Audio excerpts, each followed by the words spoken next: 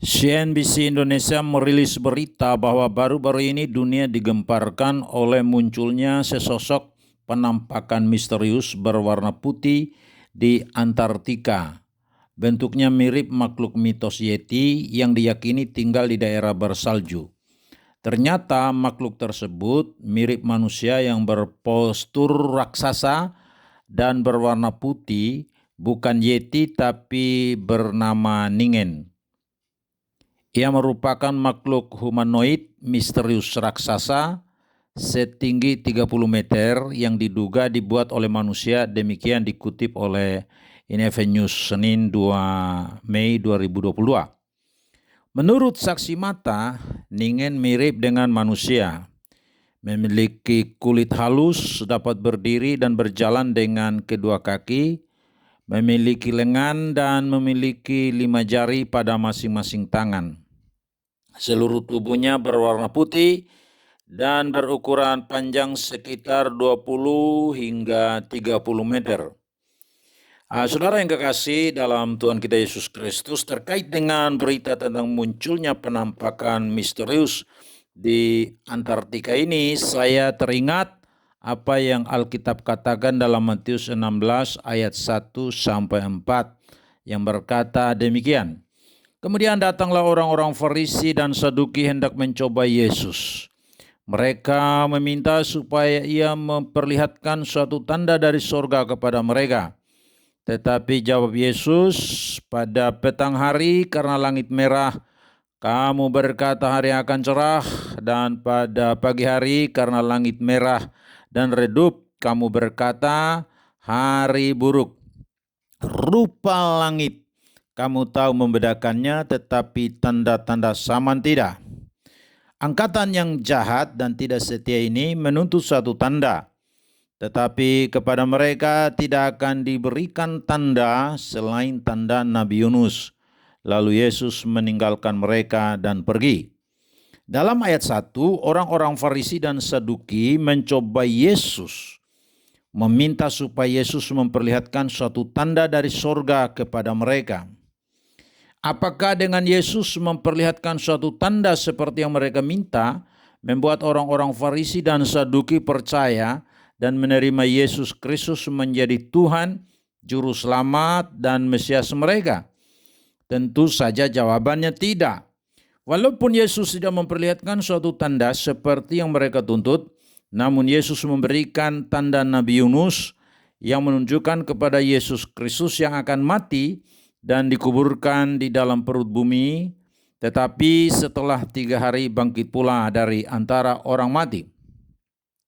Mencobai Tuhan Yesus dengan menuntut suatu tanda merupakan kejahatan dan ketidaksetiaan pada Tuhan dan firman-Nya.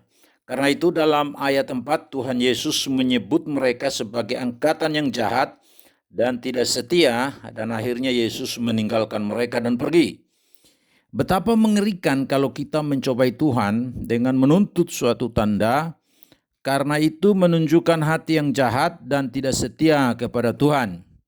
Jika kita tidak bertobat, maka pada akhirnya Tuhan akan meninggalkan kita.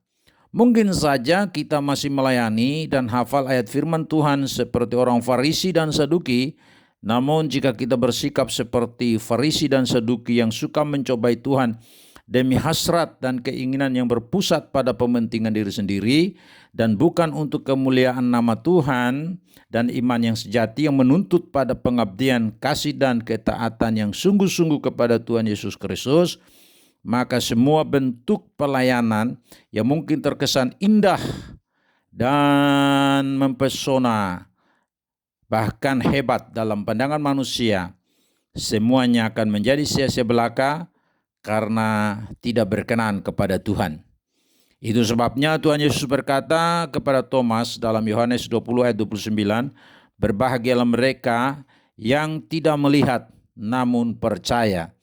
Dan Rasul Paulus menyatakan yang sama di dalam 2 Korintus 5 ayat 7, karena perjalanan kami dengan iman, bukan dengan penglihatan.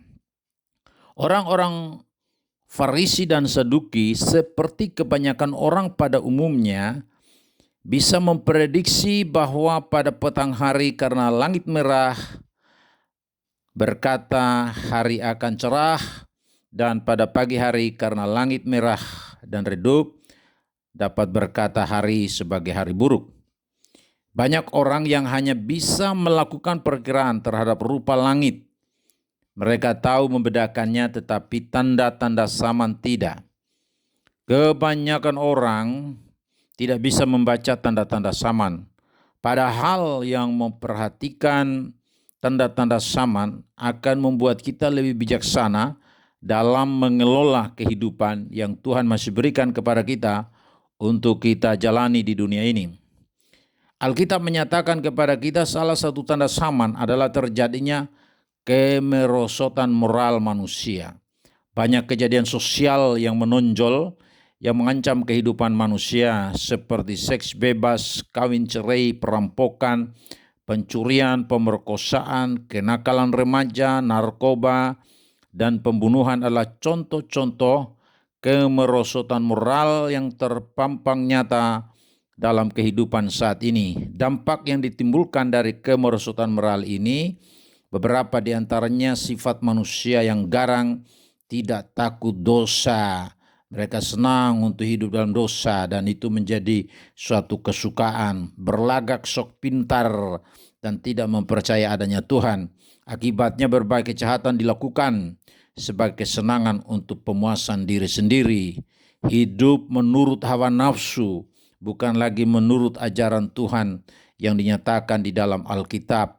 Suka menyombongkan diri sendiri dan memfitnah sesama manusia. Sikap manusia yang tidak tahu berterima kasih, suka memberontak dan tidak mau mendengarkan nasihat bijak dari orang tua maupun dari orang tua rohani. Dengan kita bijaksana memperhatikan tanda-tanda zaman akan membuat kita meningkatkan hubungan kita dengan Tuhan Yesus Kristus melalui penyerahan diri yang sungguh-sungguh kepada Tuhan, melalui doa, perenungan firman Tuhan, dan menghidupi firman Tuhan itu dalam kehidupan sehari-hari, serta terus-menerus hidup dalam pimpinan Roh Kudus yang mengarahkan langkah kita sebagai anak-anaknya untuk senantiasa berjalan dalam ketaatan kepada Bapa Surgawi kita.